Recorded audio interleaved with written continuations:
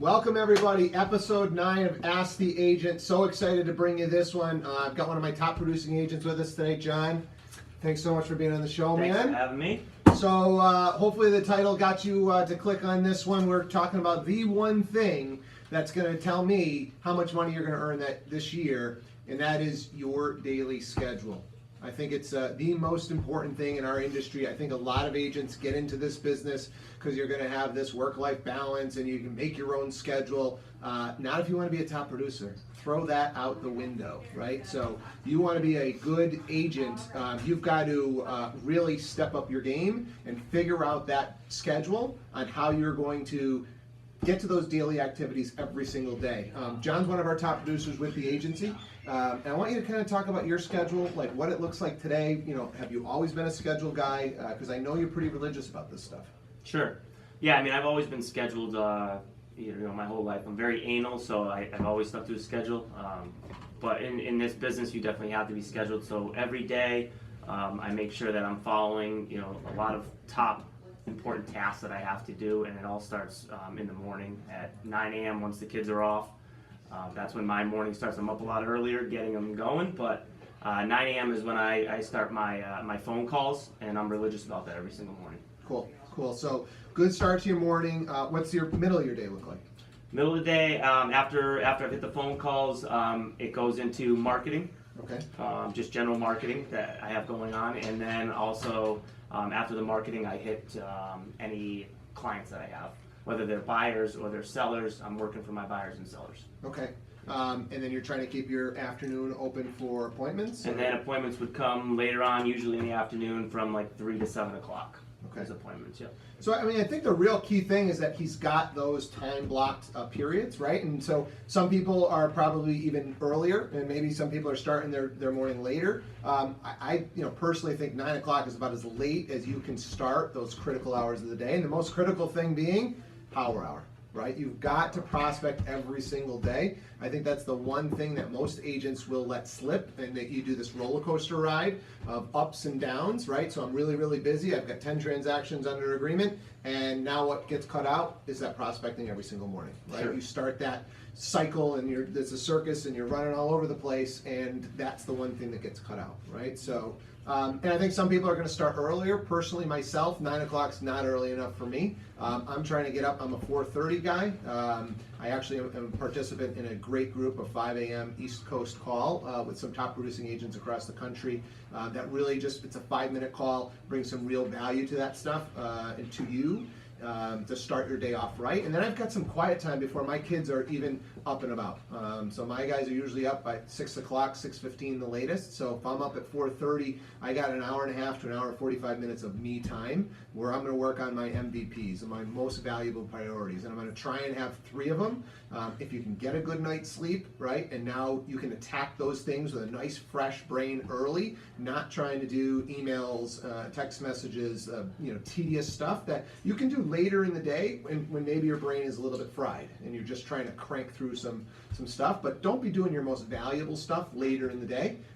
So at least you're doing that prospecting hour, one of the most important tasks that any agent could do early, right? Yep, I've seen that. If you don't get to that prospecting early, there's always something that comes up, during the day that it's always going to throw you off. Yeah, forget it. I mean, in this business, who knows what's going to happen? By 11 o'clock, the day could be unwinding on you. So if those 2 hours don't happen early, I think those prospecting hours, you could be really in some trouble. So I wanted to kind of lay out a few different schedules that we look at, whether you're brand new, just got your license versus you're new, hey, I've done 5 to, maybe 10 deals max, or hey, I'm an experienced agent. What should those schedules look like, right? So when you're first getting into the business, it's got to be heavily towards learning. So maybe the first few hours of your day, you're on Facebook groups, learning what other people are doing for marketing. You're reading real estate books. You are in some sort of a coaching program, and you're taking the training that they provide.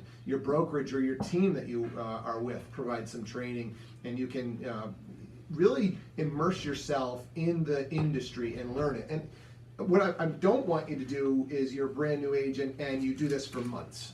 Right? At some point, you've got to get the basic skills down, understand your scripts, right? How important are the scripts? Because if The you're most doing important thing. if you're doing the hour of power every day and the words that are coming out of your mouth aren't good, Yeah. you're wasting your time, right? So we've got to, everybody's got the same amount of time. We got to make the most out of that time that we can. So you're a brand new agent, spend a little bit more time on the learning, have some prospecting in there. You've got to start to talk to some people and have some failures and a little bit of time at the end of the day for some appointments. And then you're going to slowly phase out the skill building, but you can never phase it out completely. Right? So you're a newer agent, you've gotten through the bulk of your training, and now maybe it's an hour every single day where you are going to read some industry knowledge, take some training classes, etc. Then you got to get right into that hour of power, and then you let your afternoon for your appointments. And then your top guys really got to be planning out that day early, and still, there's got to be that hours of prospecting for whatever level you're trying to get to. It's maybe just different prospecting. Maybe it's more networking than cold calling as you're starting to get through the levels of agent, experienced agent, team builder, etc. Anything you want to add on daily schedule that you feel like, hey, this is the one thing I've changed in the last 6 or 12 months that's made a big difference? I mean, the power hour is what I've changed. I keep going back to the power hour, but Yeah. that's because it was always, when am I going to get a power hour in? And a lot of times you will find that you need to book an appointment at, say 9 a.m. when I would begin my power hour, and it's really important to be able to get that power hour in. So maybe you try to book that appointment a little later if possible. Obviously, you're always working for your clients, so you do what's necessary to get the appointments in, but they're going to take over your power hour if you let them, so you got to find that balance and what works for you. Yeah. I was actually on a coaching call with one of our agents today, and we're talking about that. What do I do when the phone's ringing and it's during my power hour? You don't answer it. If it's important, they're going to leave you a message, and nothing is more important than that hour of power in your prospecting, at a minimum. And if you're a newer agent, it should be 2, 3, 4 hours a day until you're packing your afternoon with appointments. Sure. You really got to think about, when you're thinking to-do lists, you got to be careful. An incoming phone call, that's somebody else's to-do list, right? That is not accomplishing what John Glynn needs to accomplish. Yep. And the other the place that I see agents get bogged down with is checking that email. That email that is somebody else's to-do list. Do not be checking emails at the most critical times of your day when your brain is the freshest, and you could be doing money-making activities. Close that email. Close that email. Close it completely. Yeah, there's a little service out there called Pause for Gmail.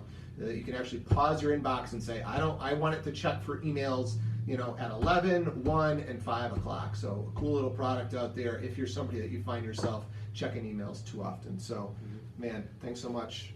Good little show. Thank you for having me on the show. You bet. Appreciate You bet. Guys, take care of that daily schedule. I guarantee you the earnings will go up. Thanks for joining. We'll see you next week, episode 10.